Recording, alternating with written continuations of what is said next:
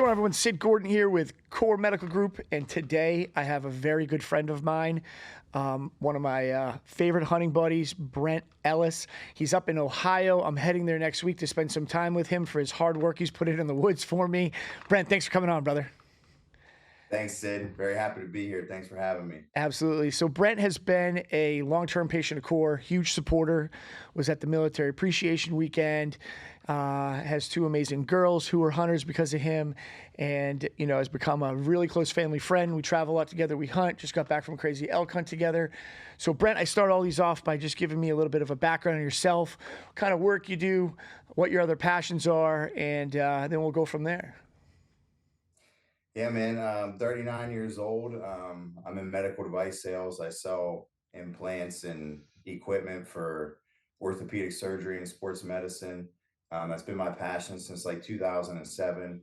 I have two beautiful daughters, 9 and 10 years old. My 10-year-old, she just started hunting last year. I got her shooting a compound bow and a crossbow.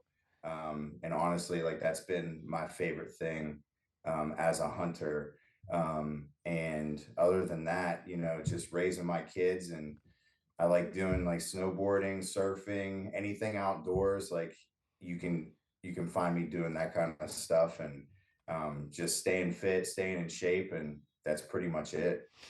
Yeah, I mean the amazing thing is my youngest daughter and my stepson, they hunted with me when they were younger, um, and there's a real technique to keep them really, you know, in the sport and in the woods. I mean, I really love the woods. I find myself grounded there, come up with my best business decisions there and ideas. And I love the other people that deer hunt. It's really difficult to find someone you don't get along with that's very passionate about deer hunting if you are, right? Because there's a topic there that you can really discuss and talk about. We met each other on a hunt. You know, was that 4 years ago? Yeah, Yeah, down in Oak. yeah. So, and you know, hit it off immediately. And your daughter last year, she got to kill her first deer with a bow, a crossbow, which was unbelievable. And now she's freaking hooked. It's the best thing to see when that happens from start to finish, because you really get to find out if they're going to be into it or not, or just like be fucking petrified, you know, from it. So, Right. but you handled that amazing. So I'm going to give you a quick snapshot. Brent lives up north, and you know we have some property up there together. I have some additional property, and Brent has done just an amazing job helping me there manage those properties. He's super passionate about it. But before we get into that, can you give me an intro on hunting? Like, how'd you get into hunting? Your mentality about hunting is a lot different from a new hunter, which we'll talk about in a minute. But like, what really got you into hunting? Who got you into hunting? And were you hooked right away? Honestly, man, like a couple of my uncles hunted, but there was one main person. That's my Uncle Bob. You met him.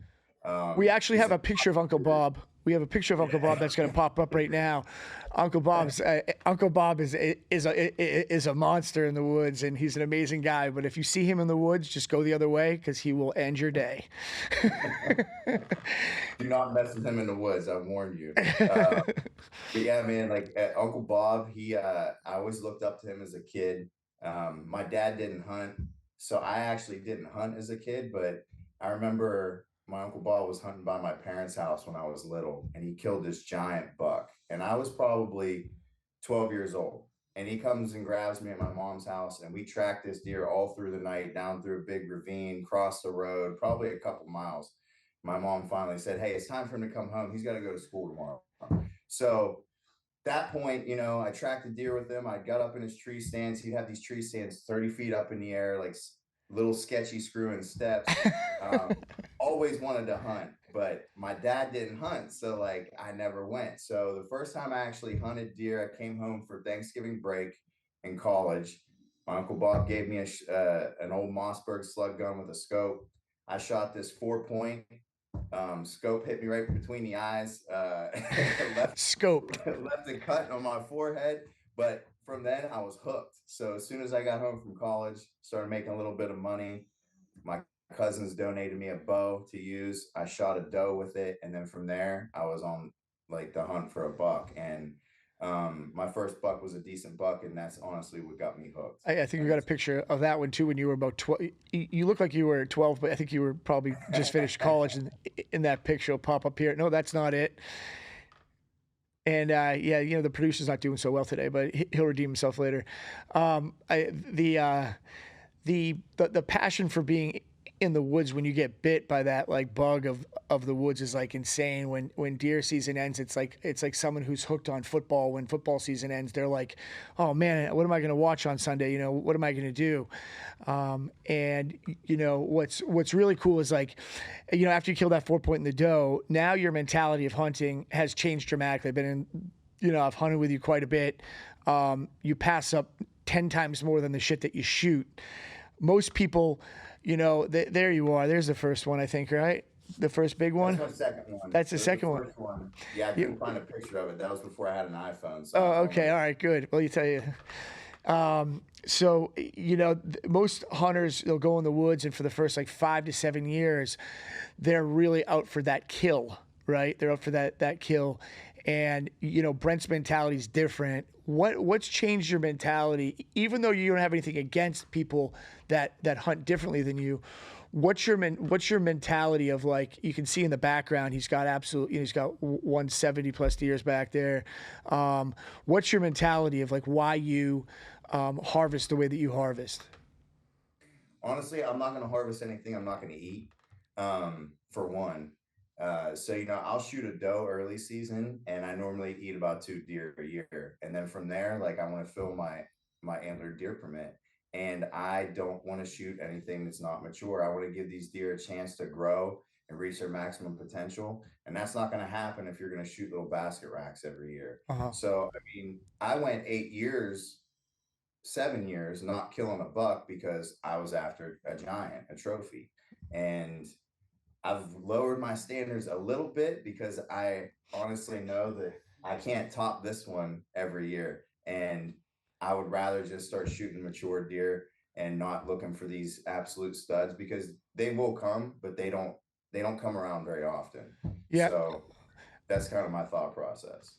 And so it's very different. So what a lot of people don't take into consideration is understanding that if you have 20 acres, and Brent can drive on this more. If you're hunting this 20-acre private piece of property and you have ag fields all around you, and those people have 200 or 300 acres, your 20 acres is basically transition, right?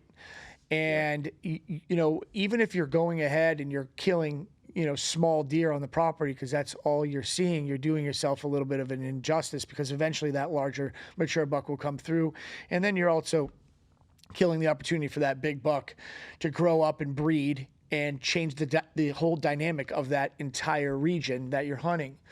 What are some of the thoughts that you have, or when you're surrounded in an area like that, and you only have that small track? Because I think you've probably only had a small track before to hunt, and other hunters in the area. Like, what are things that you do to kind of ensure or take advantage of maybe seeing that big one? You got to do your homework. The cell cameras have changed the game for me. Before I was out there with cameras that had SD cards, and actually, I remember getting a camera with like a real flash on it. It wasn't even an IR flash. And so now with the way technology's changed, use your cameras. You get on Onyx, you can see like the elevation and everything. Like you can see like the little pinch points and the travel corridors and all that stuff. So you got to know exactly what's in your woods in order to be successful. There might be a little spot in that 20 acres. It's bedding sanctuary. Don't go in there. Never go in there. I might go in there one time to just see what's there and identify there's bedding there, and I'll never go back. And then from there you gotta kind of figure out, okay, they're bedding here, they're going from here to this ag field to feed at this time. I got to catch them on the way. Is the wind right?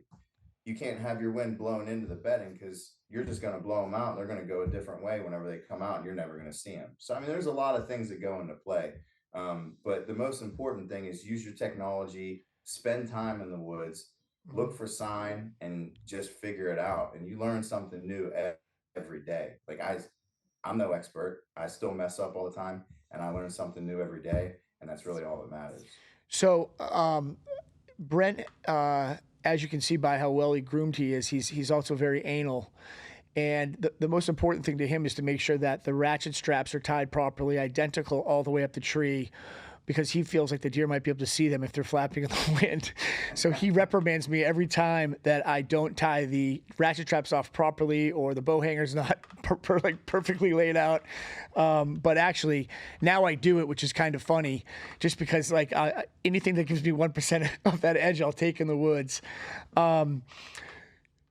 There's a lot of hunters, especially new hunters, that don't take the time to really understand, their path to and from their truck or their automobile and aren't paying attention to the wind. What do you think that plays in the difference between them killing? I mean, if something's wrong from the walk to your truck to your stand, it's already over before it started. So you got to map that out. I mean, it's something that me and you look at all the time. Like Yep. you come over here and we go to the secret hunting hole wherever. I mean, me and you are allowed to hunt. That's not an easy walk in there, but No. I lived there for 10 years and I figured out that's the way to go. Uh-huh. You just got to do what you got to do. Like I said, get there early enough, take your time, or else your hunt's gonna be over before it starts. Yeah, the other side of it too is like to kill a young buck and it, a buck that isn't mature is a lot easier than killing a giant. And I'll say that rut is probably one of the only times where you might catch one making a mistake if they're hot on a doe or chasing a doe.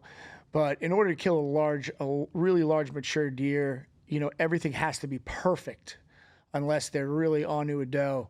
And I've learned that quite a bit. Like I've learned a lot up there. I mean, so Brent has this like crazy technique to where he can smell in the woods whether it's a buck or a doe, and he can like smell a buck in rut. And I think, would your Uncle Bob teach you that? Yeah, I mean, we'd be out kind of scouting. He'd stop. I'm like, Just like that, dude. smell that, smell that. I'm like, yeah, I do. Like I picked up on it, and I was hunting with you in that gun hunt Yep. at our PA property, and I'm like, dude, I smell a buck, and you're like, what are you talking about? I'm Yep. like, you don't smell that? No. Sure enough, you F. get your bike out, and 10 minutes later, you see him, but I smelled him way sooner than that. I'm like, yeah, I told you. He's right there. Yeah, that's crazy. I mean, it's true. It's very true. And I guess the sixth sense is if you lived in the woods, you pick up on those senses, and you kind of do. So we have a bunch of property PA Ohio together. Brent spends year round managing these properties, and he's super passionate about it. As much time or more time goes into those woods than during hunting season, for sure. Talk about the difference in the game changing of having food plots versus corn feeders, and like what you've done over the last year, especially in Ohio and PA, to really change the direction and the ability for us to have more successful and see more animals. Yeah, we started out heavy on the feeders. Feeders are great, but you got to fill them up every 6 to 10 days, and that creates a disturbance. I mean, you're going into these deer's bedrooms, their living room, whatever, and they know every time you go in there. So to minimize that risk and tipping them off, we started planting micro plots. It just started out with 2 micro plots at one farm. Okay, started drawing them in. Then we kind of went, and I think we added one, two, three, four, five, probably 8 plots this year. Hmm. Um, Yeah, we got some and pictures of those. yeah, the food's there, and there's no upkeep with it. Once it starts growing and you kind of eliminated the weed content, it's just there, and the deer love it, and there's no pressure, and all you got to do is find your way in and just sit there and wait. Yeah, the other side of the beauty of the food plots is you don't really have to hunt them. That transition phase to the food plot to where it might be a really easy access into, especially in the morning time when the deer are sitting in the food plots, is way better than if you're on a feeder. That feeder's only in one spot. That food plot is on 10 acres. So, you have that better opportunity during that transition phase, and you're not touching it all year round. It just sits there, and there's no maintenance needed. And I mean, it's also more of a natural thing for the deer to have in place. I mean, like dried corn or cob corn doesn't, just end up there year round because the corn gets cut eventually. And, it's a game changer to have those food plots in place. And each year they keep getting better and better. So we just got back from a 7-day elk hunt in New Mexico. Amazing experience. It was fucking exhausting. More exhausting for Brent than me. Um, but what got you interested in hunting those giant elk? And I want to say thank you for having me tag along on this one. It was unbelievable. It was a great experience. I learned a lot. I learned the most the last day, which I'll get into shortly. But what got you interested in that? Like, why the change from whitetail to elk? I feel like elk is like I know you love to hunt the whitetails, but elk's like your real passion now. Just to see how excited you were every morning and like running out the door. Honestly, man, like growing up in Northeast Ohio, I never thought that I would venture out west.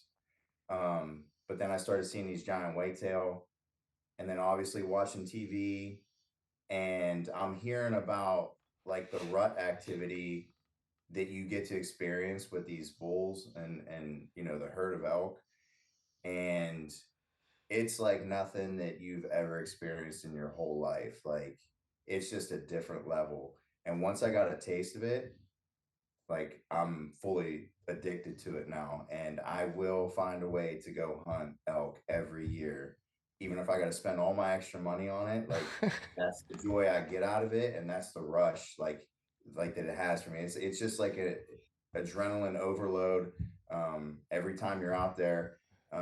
My first elk hunt I went on was 3 years ago in Colorado. Didn't have a good experience. The place was blown out when I got there. I saw like two spikes, but when I got to New Mexico last year and I bought a landowner tag, 150 bugles a morning was normal. And it's like there's bugling over here, it's over here, they're back there. It sounded like Jurassic Park when you got in there. And from that point on, I was hooked. And there's no turning back for me now. So I learned a lot in this hunt, and I'll let Brent explain it to you. But you have, in most situations in a certain area, well, first of all, I was blessed in this hunt because all I had to do was walk out the door and walk about 700 yards, and there was elk everywhere. And it was unbelievable. I had an amazing guide. We both had amazing guides. We'll get into Brent's success in a few minutes, but Brent, explain to the audience. There's a lot of people out there that haven't elk hunted, but there are hunters that do follow this podcast. Explain to them about how it works with that boss bull with all the cows, and then your satellite elk around, and how that satellite might be a bigger bull but not as dominant, and like kind of and how much harder it is to kill that boss bull versus a satellite bull, and kind of get into that for me for a second.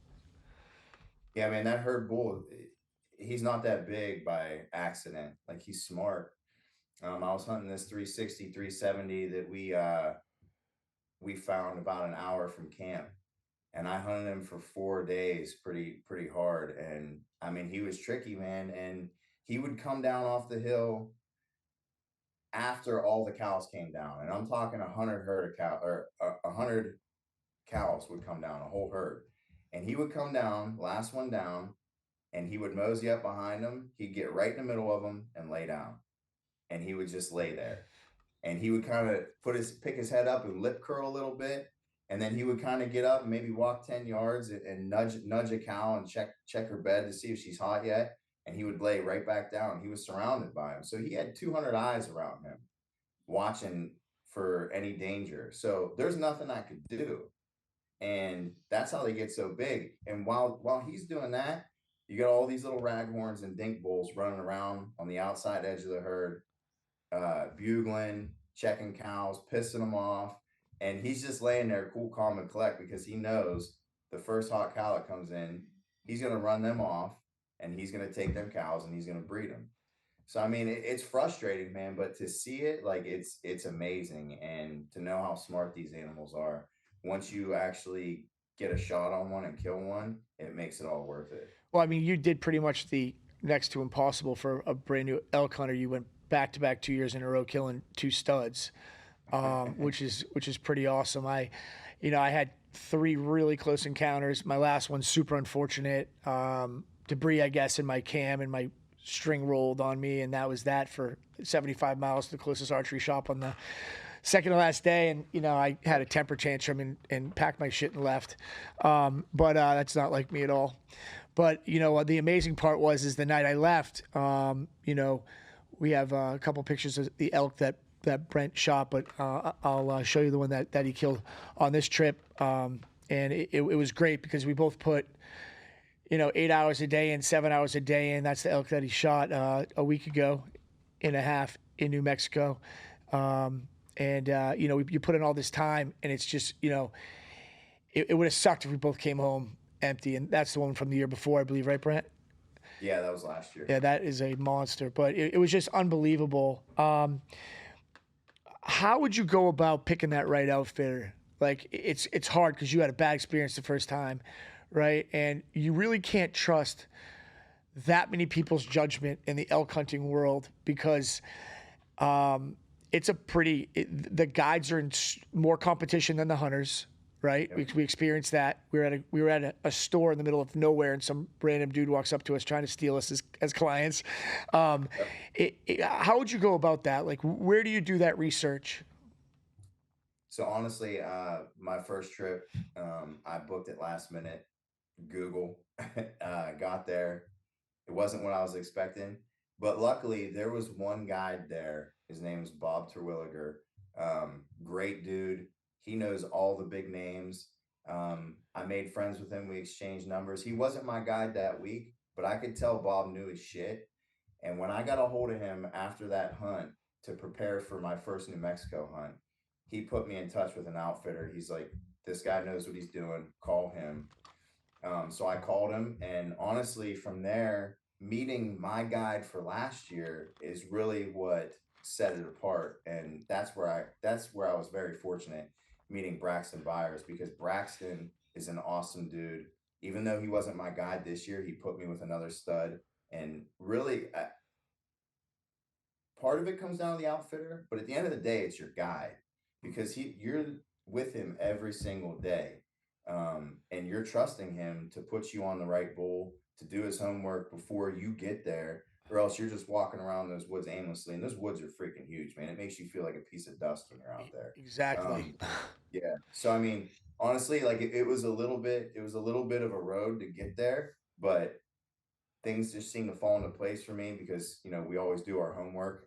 And I was fortunate enough to get with the right outfitter and 2 great guides on my last 2 Well, hunts. in Braxton, the following week had a hunt in the best area region of New Mexico with the most elk, the biggest elk, and was unsuccessful, right? And it's just the luck of the draw. You can just tell by talking to him. I haven't been in the woods with him, but Brent has. I trust his judgment.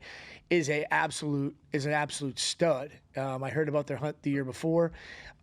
Him and his friend were both successful the year before, and the way we did things this year was a little bit different, which was pretty cool. We had this huge ridge, and the elk were pouring off the ridge, and we had a bunch of support from 2 guides, and it really came together. Early season elk hunting, I think, Brent, what do you think? We cut it a little, like a week before we should, but they were really going crazy. Yeah, I would have preferred second archery, but I drew a tag, which is very uncommon for a non-resident, Especially that area was unbelievable. Yeah, it's like a 3 to 4% for a non-resident to draw a tag in that unit, and I drew one for first archery, so that was September 1st through the 14th. So we were kind of pigeonholed on those dates to go, which it was probably a week early. But I talked to Braxton. He said the week after, Just as slow.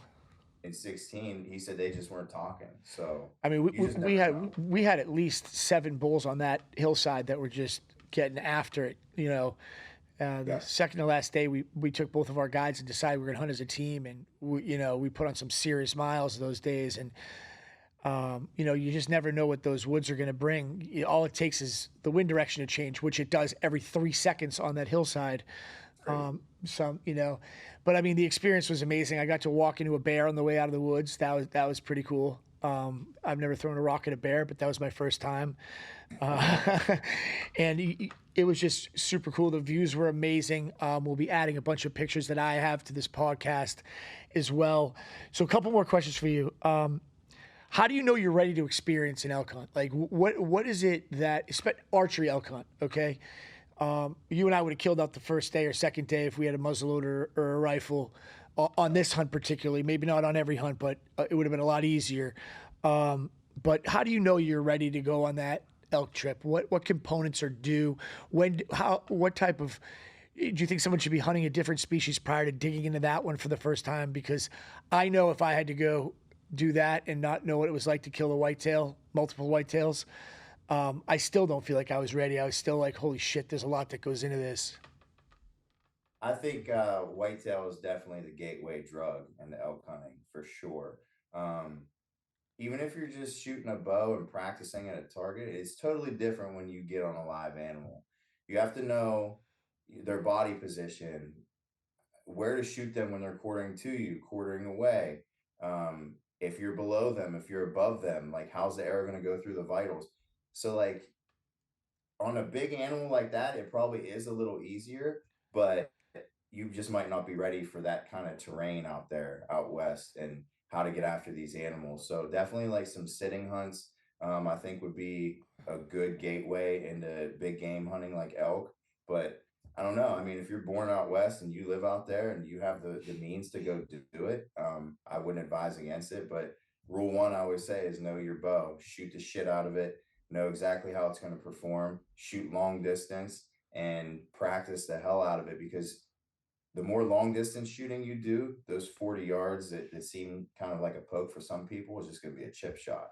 So like me and you, we practice at 80 to 100 all the time, and that just makes those close ranges like feel that much easier. So what I was thinking about the whole time out there is if I never experienced the adrenaline rush of recovering a whitetail, that would have been fucking mind overload when I had a monster elk with 50 cows 14 yards from me. Thank God my wind was right, just screaming. And now I have to freaking draw my bow back, get my composure, and place a good shot at 14 yards.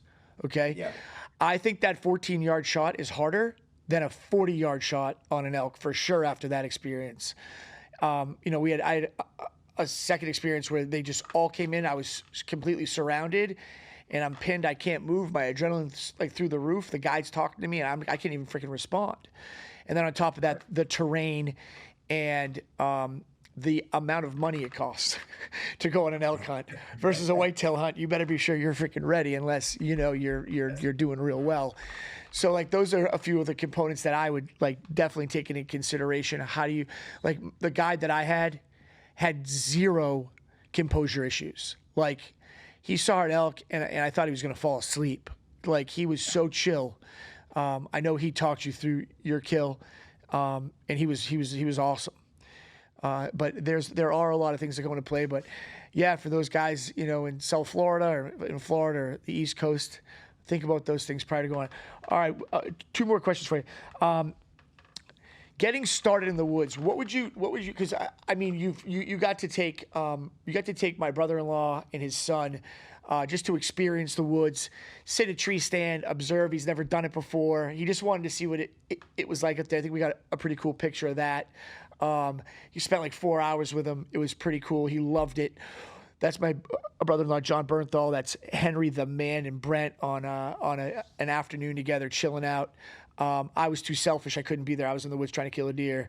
But what would you talk? I mean, that was a great experience, right? You had Henry's son, who's never hunted, who's super into it, who this year is going to hunt with us again, and then you had John. Like, what type of things would you suggest? Someone who's interested, doesn't know how to get started, what to do.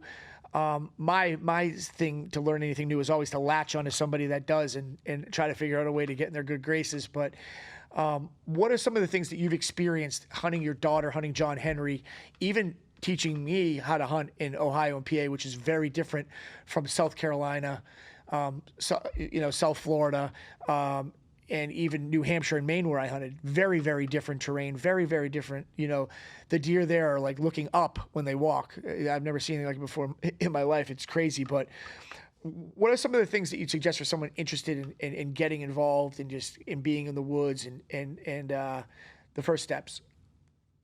I like you said, latch on to somebody that does it. That's an avid hunter. YouTube, podcasts. You know, there's a wealth of knowledge out there, and you know, most of the time, hunters are more than willing to share their successes, maybe some of their secrets, not their hunting spots, but Yeah. you know, they're more than happy to pass it on because it's kind of like I feel like it's making a comeback, but it was kind of like a dying art for a while. Like it had a lot of backlash, but you know, now with social media and YouTube and all that stuff, like I feel like it's reignited and like the different brands and all that, like the bows and the gear, like it's fun to get geared up and go out there and hunt. And I feel like a lot of people are getting into it for that reason. And then they find the passion for it when they actually harvest a deer and they get that deer from the field to the table and their families enjoying it. Yeah. So I mean, it's different for everybody, but I mean, definitely if you have someone close to you, that's the biggest gateway and the most value. Yeah, I have 8 staff members in the last year that have all purchased bows and they all started to hunt. And I can tell you, I've been hunting since 1987, and all through the 90s, I couldn't even find someone to go in the woods with. Didn't Yeah. even exist. Now they're all banging on my doors, and they have to wait until Brent and I kill one up there before they can come or go to South Carolina.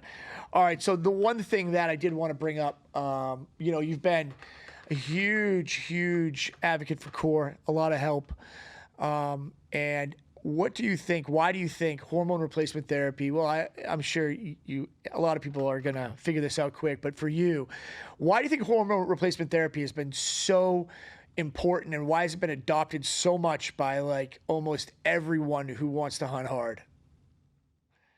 I mean, man, you get to that point where your tank just isn't as full as it was. I mean, it's human nature. I mean, you start to fall off just like these big bucks kind of start going on their downslope. We start doing it too. But you know, we have the technology and the medication to put back into our bodies what we're lacking. And it's not like we're overloading it. We're just getting it to that optimal level of performance. And when you're out in these conditions, like especially those hunts out west, it definitely gives you an edge, not only from a physical standpoint, but mental as well. I mean, you're sharper, less brain fog. You have energy. You're ready to go, and you're dialed in, and that has been a game changer for me, not only for hunting but for everyday life. I mean, it's totally changed my life. I feel like a different person, and I'm better for it. Yeah, the you know, the conditions up there are brutal in Ohio. Even like I saw a buck, you know, when the first year Brent let me come up to hunt with him and on one of his properties, and he was just an absolute monster. I spent the next 3 days in 30 to 35-degree weather from sun up to pretty much sundown, trying to kill this deer. And you know, without TRT and being almost 50, I probably would have been asleep half the time inside the inside the blind. I mean, actually, I was sitting in a freaking lock on in the Yeah, wind. I made you rough it out the first trip up The here. first trip up here, yeah. You're like texting me, "What are you still doing in the woods? You're gonna die out there." And I like walk in at Pondy's, like mangled, disheveled, like windburn. My face is like red. It was a nightmare, but you know what happens is that you find that passion, and like almost any other deer could have walked by me, but that one, like I was so driven towards, like I wanted that deer bad. And the only way you can't kill him from the cabin, right? So that's why I spent that time in the woods unsuccessful. Saw him again, but yeah, that TRT has definitely been super helpful for me. Obviously, I'm a little bit biased, but you know, it definitely has changed everybody that we've introduced it to that hunts, and you've introduced it to a lot of people. And I'm super grateful for your friendship. You're one of the most loyal friends that I have.